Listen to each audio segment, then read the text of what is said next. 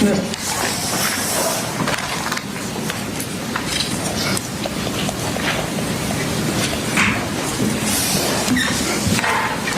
Honor, the defendant is confusing and conflating the evidence that was presented last week in the trial of Colt Gray. As disgusting as Marcy Gray's involvement in the TCC was shown in court, the very first phone call on October 1st, 2024, a month after the shooting, Colt Gray is heard directing her of how to access this TCC true crime community. He brings her into it after the fact. They're conflating the time periods when that happened. And they're also conflating his knowledge of her knowledge. The phone calls that the state showed in his trial, where Marcy Gray is continuously searching for the Ethan Crumley parents, why were they charged, and the sentencing for that, and that simultaneously with those Google searches that she's making, her and the defendant were making phone calls 6 in 1 hour simultaneously with her doing that. Showed to this jury that they were in communication with each other about the threat Colt Gray posed, their son posed to a school shooter. They're conflating the timelines of when these things happen. So let's look at the actual timeline in this case. In 2021, law enforcement came to his house because his son had searched how to kill your dad on the school computer. 2 years later, in 2023, law enforcement again came to his house because his son had threatened to commit a mass shooting at an elementary school. And at that meeting, law enforcement asked him to restrict his son's access to guns. But instead of doing that, just a few months later, for Christmas, he bought his son a Sig Sauer M400 rifle. And that summer, as his son's emotional health spiraled, this defendant allowed him to keep that rifle in his room.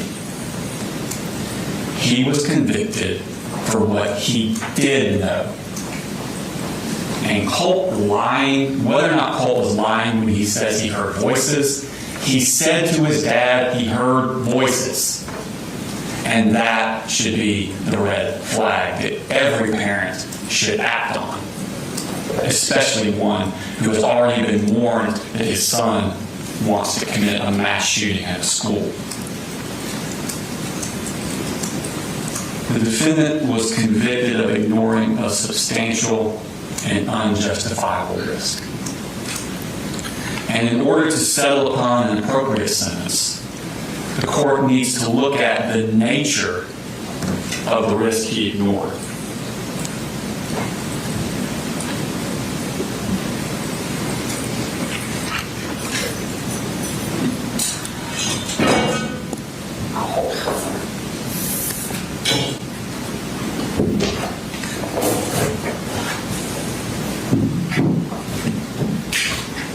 This is that risk.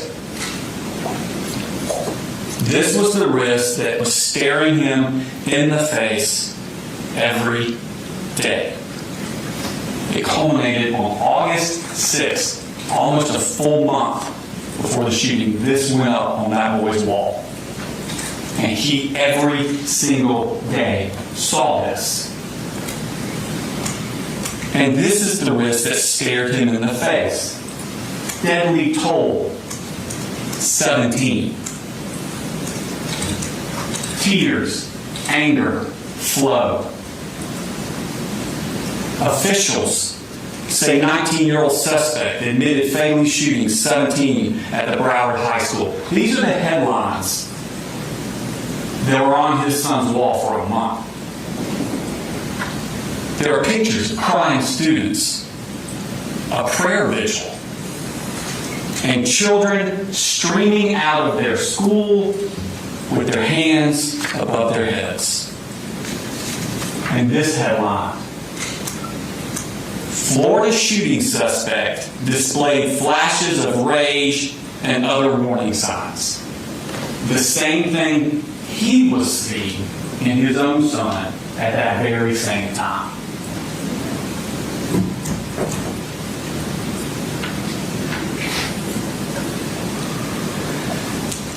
This was the risk he was ignoring, that there would be a mass shooting of children at a school.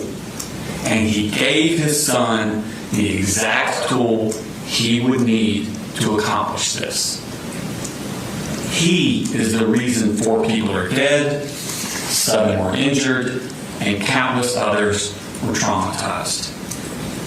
And he is the reason a 16-year-old boy was sentenced 2 days ago to the rest of his life in prison.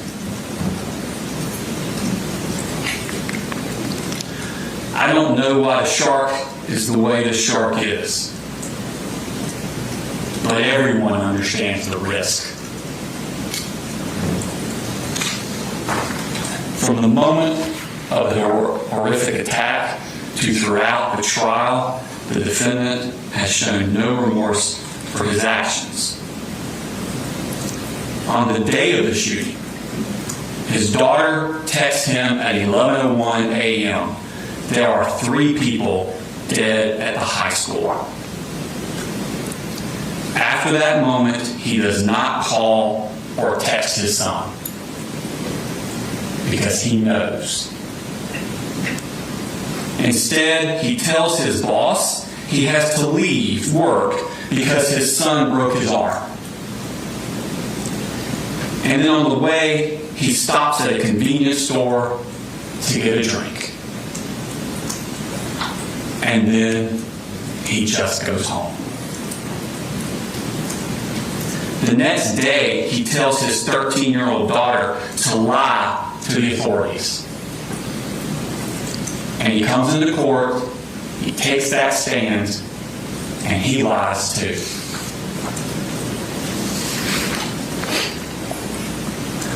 Others became heroes that day. Christian Angulo, after being shot in the chest, managed to close the door to stop the shooter from coming back in. Ronaldo Vega, after being wounded himself, threw desks and chairs to barricade the doors and protect his classmates. Coach Aspinwall and Coach Phoenix, as well as Ms. Irimie, all moved towards the gunshot